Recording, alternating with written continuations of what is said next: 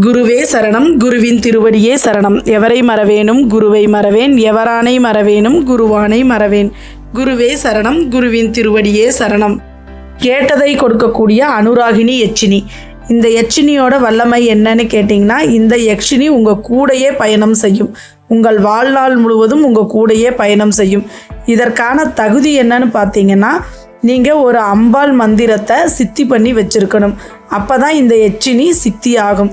இந்த மந்திரத்தை 1,00,000 உரு போட்டு சித்தி செய்து வைத்து கொள்பவர்களுக்கு எப்போவுமே இந்த யட்சினி கூடவே இருக்கும். அனுராகினி யட்சினி. இந்த யட்சினியை வச்சு நீ வெளியாட்களுக்கெல்லாம் நீங்கள் வேலை செஞ்சு கொடுக்க முடியாது. இது வாழ்நாள் முழுவதும் உங்களுக்கு தேவையான அனைத்து வேலைகளையும் செய்து உங்கள் மகள் போலவோ அல்லது உங்கள் தாய் போலவோ உங்கள் கூடையே இருக்கக்கூடிய யட்சினி. உங்கள் தேவைகளை உங்கள் தேவைக்கேற்ப செய்யக்கூடிய யட்சினி. உதாரணத்திற்கு, இன்றைக்கி நீங்கள் ஒரு புது ஆடை அணியணும்னு ஆசைப்பட்டிருந்தீங்கன்னா அதற்கான வருமானம் ஏதோ ஒரு வகையில் வந்துடும். அன்றாட தேவைகளுக்கு உங்களுக்கு என்னென்ன தேவையோ அதையெல்லாம் இது கூடவே இருந்து செய்யக்கூடிய யட்சினி. இதோட வழிபாட்டு முறை என்ன அப்படின்னு பார்த்தீங்கன்னா, இதை ஒரு பௌர்ணமி நாள் தான் ஆரம்பிக்கணும். இரவு நேரங்களில் தான் இதோட மந்திரத்தை சொல்ல ஆரம்பிக்கணும். இந்த மந்திரம் 1,00,000 உரு உங்களுக்கு முடிஞ்ச பிறகு இது தானாக சித்தி ஆகிடும். சித்தி ஆகிறது உங்களுக்கு கண்கூட தெரியும். ஏதோ ஒரு நன்மை உங்களுக்கு நடந்துக்கிட்டே இருக்கும். நீங்கள் நினைப்பது பலிதமாகும். அதுலேயே நீங்கள் தெரிஞ்சுக்கலாம் உங்களுக்கு சித்தி ஆகிடுச்சுன்னு. நான் ஆரம்பத்திலேயே சொன்னது போல் இந்த யட்சினி உங்கள் தாய் போலவோ இல்லை உங்கள் மகள் போலவோ உங்கள் கூட இருக்கும்.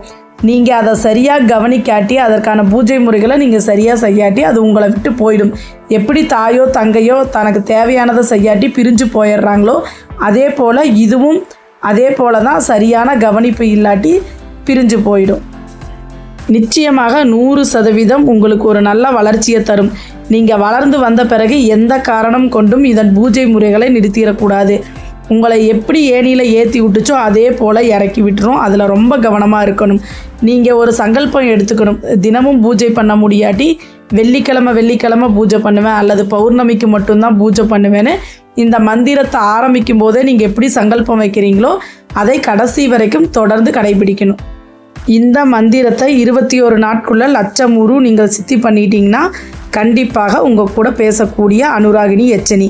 இந்த தகவல் உங்களுக்கு பயனுள்ளதாக இருந்தால் சப்ஸ்கிரைப் செய்து லைக் செய்து உங்கள் நண்பர்களுக்கும் ஷேர் செய்யுங்கள். நன்றி, வணக்கம். கோவை மாவட்டம் முத்துலட்சுமி காளி உபாசகர்.